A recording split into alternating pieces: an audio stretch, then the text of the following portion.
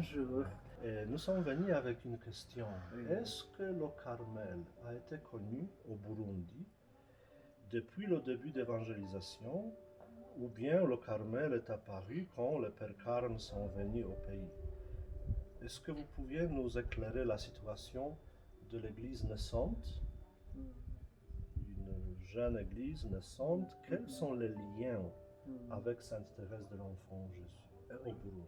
Oui, comme vous le dites, je suis sœur Justine Niyongere de la congrégation de Bene Theresia et l'église du Burundi est née. Oui, il y a eu beaucoup de tentatives. Je ne vais pas m'y mettre parce que je ne suis pas historienne. Mais je sais bien que, en lisant les derniers entretiens, le 17 juillet 1897, j'ai lu la prophétie de Thérèse qui disait que son message, plutôt sa mission va commencer. Moi, je me suis dit, voilà, la mission de Thérèse a commencé avec l'église du Burundi, puisque Thérèse est morte en 1897, au même moment que l'église, donc la première croix, la croix de Misugi, là à l'est du pays. C'est là où ça s'est implanté à Misugi. La bénédiction a eu lieu en 1897. Et après, c'est la mission à Muyaga, mais l'implantation de la croix, c'était en 1897. Alors je me suis dit, c'est vraiment la naissance de l'église avec Sainte Thérèse. À 2h du matin, elle avait craché le sang. Je sens que je vais entrer dans le repos. Mais je sens surtout que ma mission va commencer, ma mission de faire aimer le bon Dieu comme je l'aime, de donner ma petite voix aux âmes. Si le bon Dieu exauce mes désirs, mon ciel se passera sur la terre jusqu'à la fin du monde. Oui, je veux passer mon ciel à faire du bien sur la terre.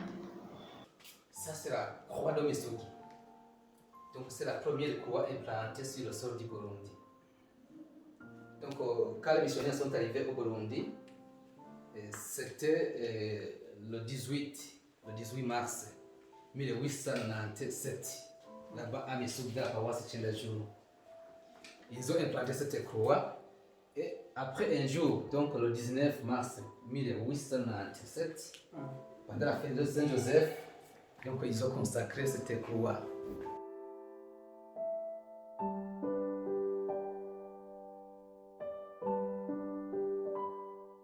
Un autre détail, que ce jour-là, Thérèse écrivait une lettre missionnaire. Ce jour-là, très belle lettre. Elle disait qu'elle voudrait se consacrer pour le monde entier. Comme je vous le disais, ça c'est la tombe du curé qui a dirigé pendant 40 ans cette paroisse de Muyaga. 40 ans. 40 ans. Il est le promoteur donc, des vocations ici au Burundi. C'est pourquoi même les premiers prêtres ici au Burundi sont d'ici à Muyaga. Mais aussi ce curé, c'est lui-même qui a construit cette église. Ce Jean-Marie Lepo, comme il appelle les Pilipoli ici dans la tradition. Pilipoli, c'est ça. Pilipoli. Donc vous voyez là-bas qu'il y a le statue, une statue de Sainte Thérèse de l'Enfant Jésus. Ce curé était un Français. Il était français. Mais aussi, comme vous le savez, Sainte Thérèse de l'Enfant Jésus, elle est aussi française. Oui, oui. Donc, la relation qui existe, c'est que ce curé, Jean Leport, il est de la même famille avec cette sainte, donc Sainte Thérèse de l'Enfant Jésus. C'est pourquoi on l'a mis ici.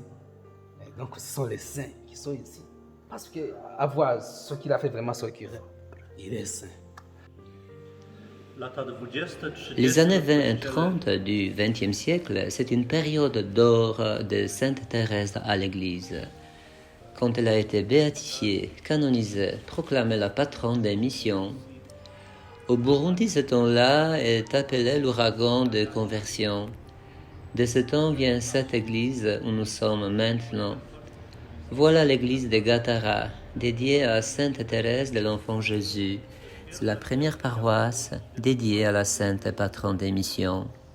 C'est l'évêque Gorju qui a fondé la première congrégation religieuse de Bene Theresia et il a établi 16 missions dans tous les pays. Parmi ces premières missions, il y a celle dédiée à Sainte Thérèse. Il y a 3 ans, les fidèles d'ici ont accueilli les reliques de Sainte Thérèse. Jusqu'aujourd'hui, ils sont convaincus que Thérèse est leur première patronne, amie et protectrice. Thérèse, voilà que nous avons la spiritualité thérésienne, nous avons les amis de Sainte Thérèse, nous avons la congrégation de Sainte Thérèse, et toutes ces manifestations montrent que Thérèse était avec nous au début, avec la croissance, avec tout. Voilà, Thérèse est notre pour toujours et nous en sommes heureux. Donc nous pouvons dire que Thérèse a précédé le carme au Burundi. Oui.